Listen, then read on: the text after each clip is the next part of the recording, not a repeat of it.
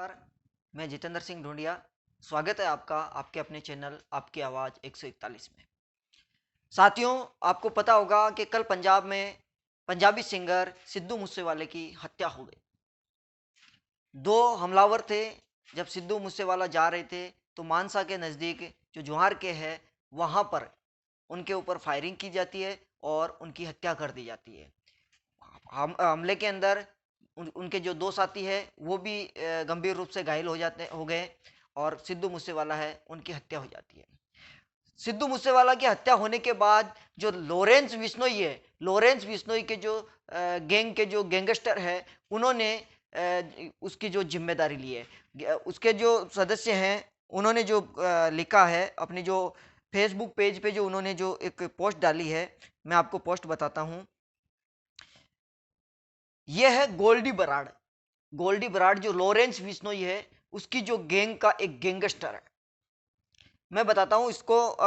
जो गोल्डी बराड़ ने जो क्या लिखा है, राम राम सारे भाइयों को, सत श्री अकाल। आहा जेदा सिद्धू मूसे आलेदा कम होया यह दी जिम्मेदारी मैं गोल्डी बराड़ सचिन विश्नोई नावली दत्तरनावली का है। ये सचिन विश्नोई लॉरेंस बिश्नोई ग्रुप लेवे हैं। यानी इस हमले की जो जिम्मेदारी है वो लॉरेंस बिश्नोई गैंग ने जो है ली है। लॉरेंस बिश्नोई गैंग का जो गोल्डी बराड़ है उसने ली है। अब मैं आपको बताता हूं कि तमाम जो राजनीतिक पार्टियां जो पंजाब के अंदर विपक्ष में है या सत्ता में नहीं आ पाई, जैसे कांग्रेस है, बीजेपी है, या देश के अंदर जो अनेक जो पार्टियां, उन पार्टियों ने पंजाब के मुख्यमंत्री श्री भगवंत मान को निशाना बनाना शुरू कर दिया। राजस्थान के मुख्यमंत्री श्री अशोक गहलोत कहते हैं कि पंजाब के अंदर जो सिद्धू मूसेवाला है उनके जो सुरक्षा हटाने से उनके ऊपर यह हमला हुआ। तो मैं बता देना चाहता हूं कि पंजाब के अंदर पहले कांग्रेस की सरकार थी, तो कांग्रेस की सरकार ने वहां पर इस अपराध को पनपने ही क्यों दिया। अब राजस्थान के मुख्यमंत्री श्री अशोक गहलोत कहते हैं वहां पंजाब के जो मुख्यमंत्री है श्री भगवंत मान है उनको इस्तीफा दे देना चाहिए। तो मैं राजस्थान के मुख्यमंत्री महोदय से मैं कह देना चाहता हूं कि आपने कितनी बार आपने इस्तीफा दिया है, क्योंकि राजस्थान में तो आए दिन बलात्कार, हत्याएं, पता नहीं कितने कितने गैंग रेप हो जाते हैं और उन पे कोई कार्रवाई तो दूर की बात है, आप उनको बचाने में लग जाते हैं। ये भारतीय जनता पार्टी के जो बड़े बड़े लीडर जो है वहां पे जो आम आदमी पार्टी की सरकार को निशाना बना रहे हैं, तो मैं उनसे भी कह देना चाहता हूं, पुलवामा में जो पुलवामा अटैक हुआ था, पुलवामा अटैक के बाद में क्या प्रधानमंत्री श्री नरेंद्र मोदी जी ने इस्तीफा दिया, या आपने कहा कि प्रधानमंत्री जी आप इस्तीफा दे दीजिए, देश की सुरक्षा आप नहीं कर सकते? तो सुनिए, इस देश में ये भ्रष्टाचार और ये नेताओं की जब तक ये चाकरियां बंद नहीं होगी, ये नेताओं द्वारा इन अपराधियों को जब तक संरक्षण दिया जाएगा तब तक ऐसा ही होता रहे। क्यों? क्योंकि आप लोग सिर्फ और सिर्फ अपनी राजनीतिक रोटियां सेकने के लिए एक दूसरे पे केवल और केवल इल्जाम लगाते हैं और जनता को आप गुमराह करते हैं। आज पंजाब में हुआ, पंजाब में पहले भी बहुत सारी घटनाएं हुई है, हर देश के हर कोने में ऐसी घटनाएं होती है, लेकिन क्यों होती है इस बारे में आप कभी भी विचार नहीं करते हैं।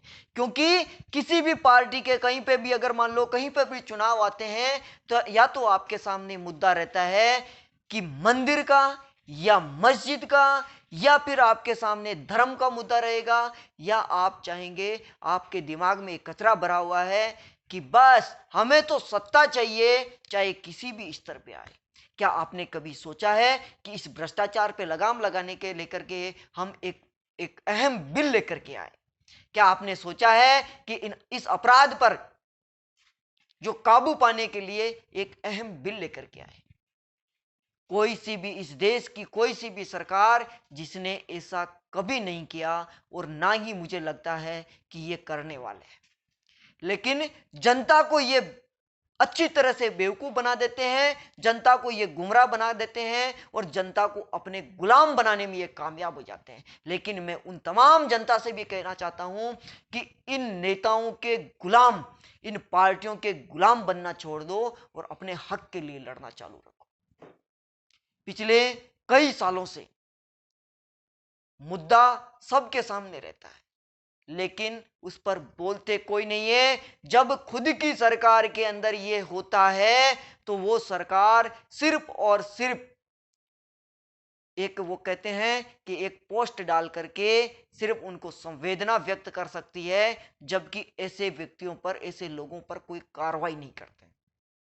मैं आप लोगों से पूछना चाहता हूं, ये अपराधी जो कहीं पर भी कैसा भी हो, वो अपराधी कैसे बच जाता है? आपने देखा होगा कि कई बार हमारे देश के अंदर जहां कहीं पर भी भ्रष्टाचार के मामले में एसीबी द्वारा या हमारे जो सीबीआई द्वारा या कहीं पर भी कोई भ्रष्टाचार निरोधक जो ब्यूरो है उसके द्वारा किसी व्यक्ति को भ्रष्टाचार के मामले में, जैसे मैं बताऊं आपको, राजस्थान में भ्रष्टाचार के मामले में कई लोगों को गिरफ्तार किया गया, लेकिन उनके ऊपर कार्रवाई क्यों नहीं हुई? उनके ऊपर कोर्ट के अंदर आगे उनके ऊपर कार्रवाई क्यों नहीं चल पा रही? उनका मुकदमा क्यों नहीं चल पा रहा? इसमें कारण है कि जो अभी जो मैं आपको राजस्थान का ही आपको उदाहरण देता हूं कि राजस्थान में भी एसीबी द्वारा कई लोगों को ट्रैप किया जाता है, लेकिन इन सरकारों द्वारा अभियोजन स्वीकृति नहीं दी जाती है, और इसी अभियोजन स्वीकृति नहीं दी जाने के कारण ये लोग फिर मतलब भ्रष्टाचार में रहते हैं, और भ्रष्टाचार में जो लिप्त रहते हैं वही लोग इन अपराधियों को संरक्षण देते हैं।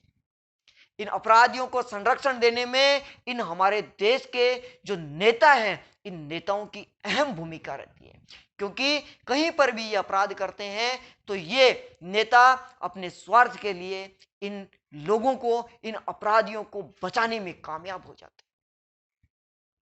और इसी का ये एक उदाहरण है।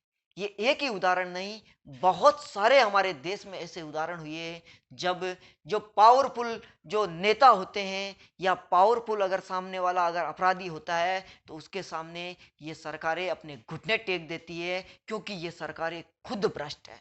कहीं ना कहीं इस दलदल में ये खुद लोग फंसे हुए हैं, तभी इन लोगों के पास में ऐसा कोई मुद्दा नहीं है। इन लोगों के पास में सिर्फ और सिर्फ जनता को गुमराह करने का काम किया जाता है। आपको ध्यान में है कि सिद्धू मूसेवाला की हत्या एक ऐसी, कहते ना कि एक ऐसा वाकया बयां करता है कि हमारे देश में आज भी हमारे देश में अपराध पर किसी भी प्रकार की कोई लगाम नहीं लगी। बस थोथे वादे किए जाते हैं, थोथी घोषणाएं की जाती है, और पुलिस का जो स्लोगन है वो फेल होता जा रहा है। पुलिस का स्लोगन क्या दिया हुआ है? पुलिस का जो नारा है कि अपराधियों में भय और जनता में विश्वास, जबकि वर्तमान स्थिति में ये उल्टा है। वर्तमान स्थिति में जनता में भय और अपराधियों में पुलिस का विश्वास, क्योंकि अपराधी खुले आम बेखौफ होकर के घूमते हैं। आपने देखा होगा हमारे राजस्थान में अभी कुछ दिन पहले नावा के अंदर एक नमक व्यापारी की हत्या हो जाती है। वो अपराधी कहां से आए? इन नेताओं के संरक्षण की वजह से अपराधी बने। आपने देखा होगा कि उससे कुछ दिन पहले रूपनगढ़ के अंदर अपराधियों ने सरेआम एक व्यक्ति की हत्या कर दी गई, जो विकलांग थे, कुलदीप सिंह जी, उनकी हत्या कर दी गई। और तब ये सारी की सारी राजनीतिक पार्टियां किसी बिल के अंदर जाकर के घुस गई। हाँ, मैं कहता हूं कि जो निर्दोष है वो नहीं फंसना चाहिए, लेकिन जो दोषी है वो तो फंसना चाहिए। लेकिन ये राजनीतिक पार्टियां सिर्फ अपने स्वार्थ के लिए, अभी आपको ध्यान में होगा कि पंजाब में हत्या हुई है तो बीजेपी, कांग्रेस इतने उछल कूद कर रहे हैं जिसकी कोई सीमा नहीं। लेकिन जब रूपनगढ़ के अंदर हत्या हुई थी तो यही लोग, इनके मुंह से चू तक नहीं निकला, ये बीजेपी के लीडर बहुत बड़े बड़े बनकर फिरते हैं, और जनता भी जो इनको कहती है ना, मैं तो मानता हूं कि इनका साथ देने वाली जनता है वो वास्तव में वो पढ़े लिखे, जो उनको मैं अनपढ़ ही कहूंगा।